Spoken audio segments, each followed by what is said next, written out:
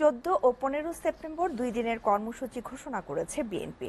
শনিবার ছাত্র জনতার অভ্যুত্থান নিহতদের স্মরণে কেন্দ্রীয় শহীদ মিনারে স্মরণ সভা এবং রোববার গণতন্ত্র দিবস উপলক্ষে ঢাকায় সমাবেশ করবে দলটি। নয়াপল্টনে দলের এক যৌথ সভা শেষে এই কর্মসূচির ঘোষণা দেন বিএনপির স্থায়ী কমিটির সদস্য AZM জাহিদ হোসেন। আলাদা অনুষ্ঠানে দলের স্থায়ী কমিটির আরেক সদস্য আমির খসরু মাহমুদ চৌধুরী নির্বাহী বিভাগকে নিরপেক্ষ করতে সবার সাথে আলোচনা করে অন্তর্বর্তী সরকারকে সিদ্ধান্ত নেয়ার আহ্বান জানান। আব্দুল আহাদের প্রতিবেদন।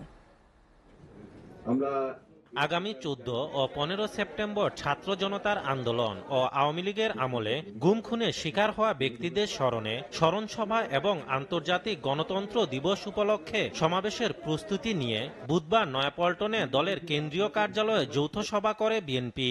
জাতীয়তাবাদী দল ইতিমধ্যে 2 দিনের কর্মসূচি হাতে নিয়েছে, তার মধ্যে 14 সেপ্টেম্বর এবং 15 সেপ্টেম্বর। 14 সেপ্টেম্বর আমরা বিগত আন্দোলন সংগ্রাম এবং বিশেষ করে ছাত্র গণ আন্দোলনে যারা শহীদ হয়েছেন তাদের স্মরণে আমরা জাতীয়তাবাদী দল একটি স্মরণ সভার আয়োজন করেছি। যৌথ সভা শেষে বিএনপির স্থায়ী কমিটির সদস্য ডাক্তার AZM জাহিদ হোসেন বলেন, গণতন্ত্র প্রাতিষ্ঠানিক রূপ না পাওয়া পর্যন্ত বিএনপির লড়াই অব্যাহত থাকবে। বিএনপি আন্দোলনে ছিল, আন্দোলনে আছে এবং গণতন্ত্র পুনরুদ্ধারের যে লড়াই, সে লড়াই অব্যাহত আছে, অব্যাহত থাকবে এবং সেটিকে সার্থক করার জন্য দেশের বিরুদ্ধে আজকে যে গণবিরোধী ষড়যন্ত্র চলছে, শ্রম আন্দোলন করার চেষ্টা করা হচ্ছে যেখানে শ্রমিকদের কোনো অংশগ্রহণ নাই। কূটনীতিকদের সাথে ধারাবাহিক আলোচনার অংশ হিসেবে গুলশানে দলের চেয়ারপারসনের কার্যালয়ে ঢাকায় নিযুক্ত অস্ট্রেলিয়ান হাই কমিশনারের সাথে বৈঠক করে বিএনপির প্রতিনিধি দল। বৈঠক শেষে সাংবাদিকদের সঙ্গে কথা বলেন দলের স্থায়ী কমিটির সদস্য আমির খসরু মাহমুদ চৌধুরী।